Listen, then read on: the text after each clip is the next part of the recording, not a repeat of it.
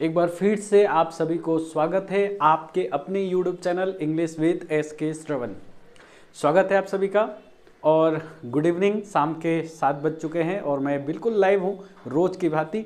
So friend, आज हम लोग जो डिस्कस करने वाले हैं, मैं क्वेश्चन नंबर से स्टार्ट करूँगा 14 से। अब आप सोच रहे होंगे कि सर आज 14 से कैसे स्टार्ट, 1 से लेकर 13 तक का क्वेश्चन का है। सो फ्रेंड, पिछले वीडियो में यानी लास्ट क्लास में हमने आपको 1 से लेकर 13 तक के क्वेश्चन सेंटेंस इंप्रूवमेंट के क्वेश्चन कराए थे। ये 14 नंबर क्वेश्चन से हम लोग स्टार्ट करेंगे। तो आइए बिना टाइम वेस्ट किए हुए हैं हम लोग डायरेक्ट अपने वीडियो पे चलते हैं और क्वेश्चंस पे चलते हैं और देखना स्टार्ट करते हैं। फ्रेंड, कंसेप्ट के साथ सीखेंगे। और एक चीज़ और ध्यान रखिएगा, अगर कोई आपको ये कहता है कि मैं आपको इंग्लिश 0 लेवल से पढ़ाऊंगा, तो आप समझ जाना कि भैया 0 लेवल नहीं होता, क्योंकि आप जिस स्टेज पर आकर आप खड़े हैं, ये एक वो स्टेज है जहाँ से आपको आपके कॉम्पिटिटिव लेवल के लिए तैयार होना है। 0 लेवल और एडवांस लेवल इंग्लिश में कुछ नहीं होता। दोबारा बता रहा हूँ, यदि आपको अगर वो चीज़ आता है तो वो आपके लिए 0 लेवल है, अगर आपको वो चीज़ नहीं आता तो वो आपके लिए एडवांस लेवल है। एडवांस लेवल मैथमेटिक्स में होता है मेरे भाई, इंग्लिश में 0 और एडवांस नहीं होता। तो आप यूट्यूब पे देख रहे होंगे बहुत सारे लोग 0 से हीरो, प्लेन से पैरामाउंट, फलाना से ढिकाना, ये कुछ नहीं होता है। आराम से पढ़िए, नोट डाउन करिए, कंसेप्चुअल बनिए। चलिए बिना टाइम वेस्ट किए हुए हम लोग अपने वीडियो को आगे बढ़ाते हैं। पहला सवाल कह रहा है कि द 100 रुपीज नोट्स, पूरा क्वेश्चन को पढ़ लेते हैं। कह रहा है the 100 rupees notes that he gave them for the goods bought from them looked genuine but later they reliably learned that the notes were all counterfeit। कह रहा है कि जो उसने 100 रुपये का नोट्स दिया दुकानदार को, तो वो नोट्स जो था बाद में उन्होंने पता लगाया, देखा कि भैया इन्होंने जो नोट्स दिया हुआ है ये नोट्स तो सारा ही काउंटरफिट है। काउंटरफिट, सबसे पहले काउंटरफिट का मतलब हम लिखेंगे। ये जो काउंटरफिट वर्ड लिखा हुआ है इसका मतलब होता है नकली, फेक। काउंटरफिट का मतलब होता है नकली यानी फेक। अब देखें, ये क्वेश्चंस अगर आपके एग्जाम्स में पूछा जाता है, चूंकि सारे क्वेश्चन एग्जाम में पूछे गए क्वेश्चंस हैं, तो आपको इसके बाद यहाँ पढ़ने की कोई ज़रूरत नहीं है। क्यों मेरे भाई? क्योंकि एरर यहीं पर है। आप देखिए, इसका एक एग्जाम्पल बताता हूँ। जैसे मान लीजिए हमने यहाँ पर लिखा 5 और 5 के बाद मैंने एक गैप लगा दिया, इसको इंग्लिश में हाइफन कहते हैं, और यहाँ हमने लिखा रुपीज़, 5 रुपीज़। तो याद रखिएगा, ये 5 रुपीज़ कहना बिल्कुल गलत है। इसको हम लिखते हैं 5 और फिर लिखते हैं रुपी। यानी इस हाइफन के बाद जो नाउन आता है ये हमेशा सिंगुलर फॉर्म में होता है। जैसे मान लीजिए एक और एग्जांपल देखिए, जैसे मान लो मैंने लिखा 3 और फिर लिखा मैन। तो ये जो मैन लिखा हुआ है, इस हाइफन के बाद जो नाउन आया है ये नाउन आपका सिंगुलर फॉर्म में होना चाहिए, यानी ये गलत है। तो आपका सही आंसर आपका क्या होगा? ये होगा 3 और फिर होगा मैन। तो बताओ ये कितने देर का क्वेश्चन था? तो भैया यहाँ पे जो हाइफन के बाद रुपीज़ लिखा है ये बिल्कुल गलत है, आपको यहाँ से एस हटाना होगा। एरर किस पार्ट में है? ए पार्ट में एरर है। क्वेश्चन नंबर 15 देखिएगा, कह रहा है कि if I was knowing why he was absent I would have informed you. यदि मुझे ये पता होता कि वो अनुपस्थित क्यों है तो मैं आपको बता दिया होता। इसका मतलब कि ये कह रहा है कि मुझे पता नहीं है इसलिए मैंने आपको नहीं बताया। तो याद करिए, पिछले वीडियो में यानी लास्ट वाले वीडियो में मैंने एक कंसेप्ट आपको पढ़ाया था। क्या? ये देखिए, यहाँ आई क्या है? सब्जेक्ट है मेरे भाई, और सब्जेक्ट के बाद ये क्या लिखा हुआ है? वुड। वुड के बाद क्या है? हैव है। हैव के साथ वर्ब का थर्ड फॉर्म लिखा हुआ है। अब मान लीजिए इसको कॉमा लगा दिया, यहाँ पर क्या लिखा हुआ है? इफ़। इफ़ के बाद क्या है? आई, सब्जेक्ट है। तो आप याद करिए, पिछले वीडियो में मैंने पढ़ाया था, अगर यहाँ वुड हैव है तो यहाँ पे आंसर आपका हैड प्लस वर्ब का थर्ड फॉर्म होगा। चूँकि मेरे दोस्त बहुत सारे जो कॉमन एरर के ये जो क्वेश्चंस हैं, आप सबको पता है ए में एरर है, यानी ये वाज नहीं आएगा। तो बहुत सारे स्टूडेंट कहते हैं कि सर वर आएगा। भैया वर भी नहीं आएगा यहाँ पर। क्यों? क्योंकि यहाँ पर वर नहीं आएगा, क्योंकि यहाँ वुड के बाद हैव आया है। तो आपको आई के साथ यहाँ पर हैड लगाना होगा और ये नोइंग का थर्ड फॉर्म लिखना होगा, और नोइंग का थर्ड फॉर्म होता है नोन। तो ये आपका राइट आंसर हो जाएगा, आप देख सकते हैं। अब ये देखिए, कह रहा है कि अगर मैं चिड़िया होता, if I was a bird, अगर मैं चिड़िया होता तो मैं आसमान में उड़ता, यह कह रहा है। तो अगर ना तो मैं चिड़िया बन पाऊंगा और ना मैं आसमान में उड़ पाऊंगा, इसका मतलब ये काल्पनिक बात हो गई, इमेजिनरी सेंटेंस हो गया, इमेजिनरी कंडीशन हो गया। अब आप इसके स्ट्रक्चर को देखिए, आई यहाँ पर क्या काम कर रहा है, सब्जेक्ट का। ये क्या लिखा हुआ है, उड। उड के बाद ये क्या है, वर्ब का फर्स्ट फॉर्म दिया हुआ है, ये देखिए। अब कोमा लगा दीजिए, यहाँ लिखिए इफ़। इफ़ के बाद आई क्या है, सब्जेक्ट है, और सब्जेक्ट के बाद ब्लैंक्स। तो भैया इफ़ के बाद कोई भी सब्जेक्ट आए, आंसर यहाँ वर आएगा। लेकिन कब? जब वुड के बाद वर्ब का फर्स्ट फॉर्म दिया रहे। अगर वुड के बाद हैव दे रखा है तो आपको हैड प्लस वर्ब का थर्ड फॉर्म का इस्तेमाल करना होगा। उम्मीद करता हूँ ये कंटेंट आपको समझ में आ रहे होंगे। बहुत ही प्यारा प्यारा क्वेश्चन है। मूव करते हैं क्वेश्चन नंबर 17 की तरफ। देखिए, तो कह रहा है कि I have seen that film last year. Question खत्म। जैसे ही लास्ट ईयर यहाँ पर आता है, हमें ये पता चल रहा है कि लास्ट ईयर का मतलब क्या हुआ। जैसे आप यहाँ खड़े हैं 2023 में, अगर मैं बात 2022 की करूँ तो ये लास्ट ईयर कहलाता है। ठीक है भैया, जो लास्ट ईयर होता है इसका यूज हम करते हैं पास्ट में। किस में करते हैं? पास्ट, यानी सिंपल पास्ट में। तो कौन सा वर्ब आएगा? वर्ब का सेकेंड फॉर्म आएगा। तो मैं ये कहना चाह रहा था कि इस लास्ट ईयर के साथ प्रेजेंट टेंस कैसे आ सकता है। ये देखिए हैव, ये प्रेजेंट परफेक्ट टेंस है। तो ये वाला पार्ट जो है आपका बिल्कुल गलत है। तो इसके जगह आंसर आपका क्या हो जाएगा? तो आंसर इसका हो जाएगा SAW, शो राइट आंसर हो जाएगा। फटाफट इसका आप लोग ले लीजिए स्क्रीनशॉट और इसके साथ आप लोग आगे बढ़े, लिखते हुए जरूर चलेंगे। कैमरामैन, मेरे स्टूडेंट को नेक्स्ट क्वेश्चन दिखाया जाए।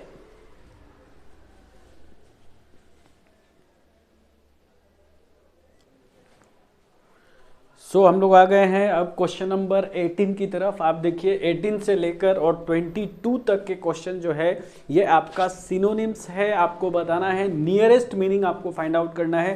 पहला वर्ड हमने दिया है एफ्लुएंस। तो आप सबसे पहले एफ्लुएंस का हिंदी लिख लीजिएगा। एफ्लुएंस का मतलब होता है समृद्धि, एफ्लुएंस का मतलब होता है अमीरी, एफ्लुएंस का मतलब होता है हरा भरा, एफ्लुएंस का मतलब होता है आगे बढ़ना। ऑप्शन चेक कर लीजिए। पहला ऑप्शन दिया हुआ है रिचनेस, दूसरा दिया है डिफिकल्टी, तीसरा है इन्फ्लुएंस, इन्फ्लुएंस मतलब प्रभाव, चौथा अवेक, वार्डनेस, इसका मतलब होता है बेढंगा, जिसको हम इंग्लिश में क्लमजी भी कहते हैं। क्या कहते हैं? क्लमजी। तो बताइए फटाफट इसका आंसर क्या होगा, फटाफट कमेंट में लिखकर बता दीजिए। 18 नंबर क्वेश्चन का आंसर क्या होगा? तो इसका आंसर हो जाएगा रिचनेस। एफ्लुएंस का क्या हो जाता है? अमीरी। तो आप याद रखेंगे ये हो जाएगा आपका रिचनेस। इसके साथ आप याद रखेंगे इसको हम बोलते हैं प्रोस्परस। ये भी कई बार एग्जाम में आ चुका है। Question number 19 एडमोनिस। एडमोनिस को मतलब होता है किसी को डांटना, किसी को डांट फटकार लगाना, डांटना। और डांटना को हम इंग्लिश में बोलते हैं रिब्यूक करना किसी को, या हम इसको बोलते हैं साइड। पहला ऑप्शन लिखा है इरिटेट। इरिटेट मतलब आप समझ सकते हैं चिड़चिड़ा होना एक तरीके से। डिस्प्लीज का मतलब होता है नाखुश होना। और तीसरा लिखा हुआ है, सॉरी बी में लिखा हुआ है चाइल्ड, तो ये आपका चाइल्ड राइट आंसर हो जाएगा। एनोए का मतलब होता है गुस्सा दिलाना, किसी को नाराज करना। लिखते हुए चलेंगे मीनिंग को आप लोग मेरे साथ साथ। अगला वर्ड देखिएगा कैमोफ्लेग। कैमोफ्लेग का मतलब होता है किसी चीज को छुपाना। जैसे आप देख लीजिए हमारे जो आर्मी होते हैं, जो जंगल में रहते हैं, तो अपने चेहरे पे क्या करते हैं, एक इस तरह का मार्क्स लगाते हैं। मार्क्स नहीं होता है, वो कलर होता है, जिससे कि जो हमारे आतंकवादी होते हैं, हमारे आतंकवादी नहीं सॉरी, जो आतंकवादी होते हैं वो हमारे आर्मी को पहचान नहीं पाए, तो उसको हम बोलते हैं कैमोफ्लैग करना। तो कैमोफ्लैग का मतलब एक तरह से हो जाएगा डिस्गाइज कर देना, एक तरह से उनको भ्रमित कर देना, किसी चीज़ को छुपाना। अगला ऑप्शन है डेमोन्स्ट्रेट। डेमोन्स्ट्रेट का मतलब होता है संकेत करना, इशारा करना। नेक्स्ट लिखा हुआ है कवर, कवर मतलब होता है किसी चीज को ढकना।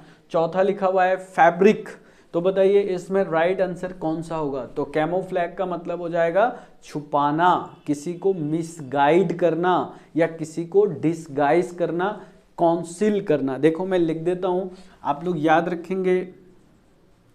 इसको हम मिसगाइड भी कह सकते हैं, इसको हम लोग हाइड भी कह सकते हैं, इसको कॉन्सील भी कह सकते हैं, और इसको हम लोग डिसगाइज भी कह सकते हैं, यानी ए इसका राइट आंसर होगा। नेक्स्ट वर्ड देखिए क्या लिखा हुआ है, कोलोजल। कोलोजल का मतलब होता है बहुत बड़ा, बहुत बड़ा, विशालकाय। विशालकाय को इंग्लिश में हम बोलते हैं गिगेंटिक, ये राइट आंसर है। कलरफुल आप जानते हैं, ब्यूटीफुल सुंदर, फैंटास्टिक शानदार। सो कैसा चल रहा है ये सेशन? अगर अच्छा चल रहा है तो प्लीज़ लाइक और सब्सक्राइब जरूर करें, अपने फ्रेंडों के साथ इसको जरूर शेयर करें, साझा करें मेरे भाई। सो माय डियर स्टूडेंट्स, आइए मूव करते हैं अगले क्वेश्चन की तरफ। काउंटरफीट, अभी थोड़ी देर पहले मैंने बताया था काउंटरफीट का मतलब क्या होता है। काउंटरफीट का मतलब होता है जाली, या हम इसको बोलते हैं नकली। सो इसका कांस्टेंट, कांस्टेंट का मतलब होता है स्थिर। आगे लिखा हुआ है बाइस्ड, बाइस्ड का मतलब होता है पक्षपात करना। अननोन मतलब जिसको आप नहीं जानते। फेक, फेक का मतलब होता है जाली या नकली। सो उम्मीद करता हूं इसका आंसर जो होगा वो होगा डी। तो यह आपका चल रहा था सिनोनिम्स का सीरीज। कैमरामैन मेरे स्टूडेंट को नेक्स्ट क्वेश्चन दिखाया जाए, और नेक्स्ट क्वेश्चन जो है हमारा वो है क्वेश्चन नंबर 23। सो स्टार्ट करते हैं एंटोनिम्स यानी विलोम शब्द, और हम आ गए हैं क्वेश्चन नंबर कितने, 23 पे। ऑथेंटिक, भैया ऑथेंटिक का मतलब क्या होता है? देखो बहुत बार स्टूडेंट एग्जाम में गलती क्या करते हैं कि उनसे एंटोनिम्स पूछा जाता है और आंसर क्या करके आ जाते हैं भैया, सिनोनिम्स का आ जाते हैं। तो ये बहुत ध्यान देने वाली बात है। आपसे पूछ रहा है ऑथेंटिक, ऑथेंटिक का मतलब होता है प्रमाणिक, ऑथेंटिक का मतलब होता है जेन्युइन, ऑथेंटिक का मतलब होता है रियल, ऑथेंटिक का मतलब होता है फैक्चुअल। लेकिन आपसे पूछ क्या रहा है? ये तो एक दूसरे का पर्यायवाची शब्द है यानी सिनोनिम्स है। आपसे उल्टा पूछ रहा है कि ऑथेंटिक का उल्टा बताइए। फटाफट कमेंट में लिखकर बताओ इसका आंसर क्या होगा। तो ऑथेंटिक का जो मतलब होता है ये होता है प्रमाणिक। तो प्रमाणिक का जो आंसर हो जाएगा ये हो जाएगा गलती यानी फॉल्स, इसका राइट आंसर हो जाएगा। उल्टा पूछ रहा है, ध्यान रखिएगा। ये लिखा है एसेंड, एसेंड का मतलब क्या होता है? एसेंडिंग, बढ़ते क्रम में। तो बढ़ते क्रम में का उल्टा क्या हो जाएगा? घटते क्रम में। तो एसेंड का देखिए, एसेंड का याद रखेंगे क्लाइंब हो सकता है, एसेंड का राइज हो सकता है, आगे बढ़ना, सोर हो सकता है, सोर का मतलब होता है आगे बढ़ना।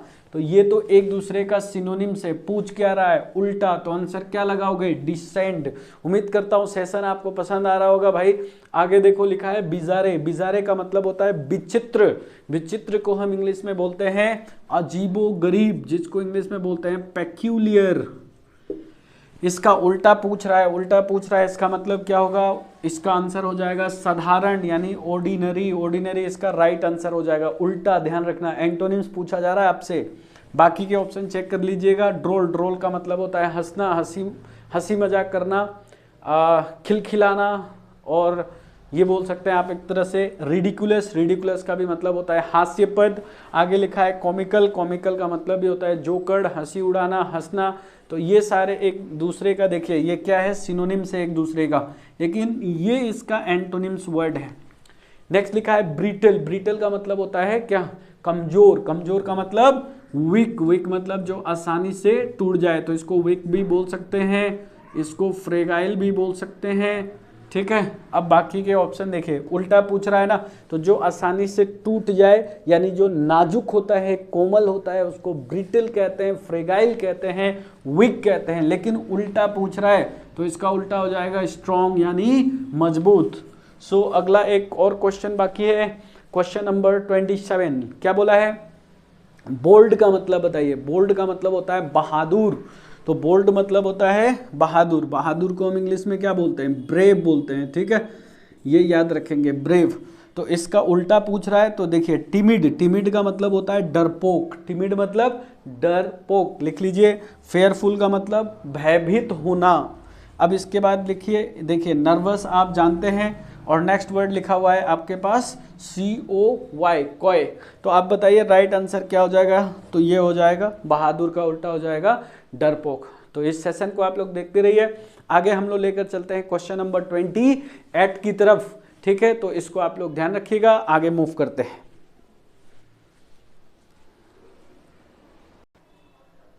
तो नेक्स्ट क्वेश्चन जो है हमारा, एक तरफ आपने देखा सिनोनिम्स, फिर देखा आपने एंटोनिम्स, अब हम देख रहे हैं इडियम फ्रेजेस, और क्वेश्चन नंबर है आपका 28। फटाफट बता देना है कि पुट ऑफ का मतलब क्या होता है। भैया पुट और ऑफ, ये जो पुट है ये वर्ब है, और जो ऑफ है ये प्रीपोजिशन है। यानी किसी वर्ब के साथ अगर प्रीपोजिशन को जोड़ दिया जाता है तो यह एक फ्रेजल वर्ब का काम करता है। पुट ऑफ का मतलब होता है किसी चीज को स्थगित करना, आगे बढ़ा देना, पोस्टपोन करना। ऑप्शन चेक कर लीजिए मेरे भाई। पहला ऑप्शन है टू वेयर, ना बाबा ना। नेक्स्ट लिखा है टू पोस्टपोन, आगे देखने की जरूरत नहीं है। तो आपका राइट आंसर हो जाएगा to postponed. Question number next देखिए, क्वेश्चन नंबर 29 लिखा है कॉल ऑफ। कॉल ऑफ का मतलब होता है किसी चीज को कैंसिल करना। याद करिए, the match was called off due to bad weather, यानी जो मैच था उसको रद्द कर दिया गया। क्यों? बैड वेदर यानी खराब मौसम के कारण। तो यहाँ जो कॉल्ड ऑफ होता है इसका मतलब होता है कैंसिल करना, रद्द करना। तो आपका राइट आंसर हो जाएगा बी। देखिए फटाफट विद इन सेकेंडों के अंदर, मैं वादा दिलाता हूं कि अगर आप हमारे साथ बने रहे तो सेकेंडों के अंदर हम आपको क्वेश्चन करना सिखाएंगे। विद इन सेकेंड हम क्वेश्चन को कैसे सॉल्व करते हैं, बिल्कुल कंसेप्चुअल के साथ। आइए आगे बढ़ते हैं। कह रहा है कि CI2I, जैसे आप मुझे देख रहे हैं और मैं फिलहाल आप ही को देख रहा हूं, यानी हम दोनों एक दूसरे को देख रहे हैं। और जब हम एक दूसरे को देखते हैं इसका मतलब हम लोग आपस में सहमत हैं, और सहमत को इंग्लिश में एग्री कहा जाता है। तो आपका राइट आंसर यहां पे होने वाला है बी, एग्री आपका बिल्कुल राइट आंसर है। नेक्स्ट क्वेश्चन की तरफ मूव करते हैं। ये लिखा है गो ऑफ। गो ऑफ, आपने कभी देखा होगा जो प्लेन उड़ती है तो इसको हम कहते हैं टेक ऑफ। टेक ऑफ का मतलब होता है जमीन को छोड़ देना, उसी को हम गो ऑफ कहते हैं। गो ऑफ का मतलब होता है किसी चीज को छोड़ना। सीधा आंसर लगाइए लीव और डिसअपियर। डिसअपियर मतलब होता है गायब हो जाना। अगला लिखा है लाउड माउथ। लाउड मतलब जोर जोर से चिल्लाना।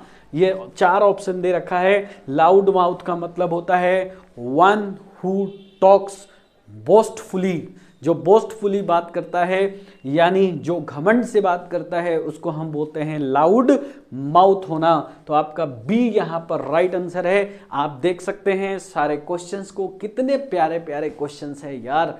एक तो लाइक तो कर दो मेरे भाई, और अपने फ्रेंड्स के साथ शेयर भी करो इसको। आइए मूव करते हैं हम लोग अपने क्वेश्चन नंबर 32 तक हो गया। क्वेश्चन नंबर 33, कैमरामैन हमारे 33 नंबर क्वेश्चंस दिखाया जाए हमारे स्टूडेंटों को फटाफट।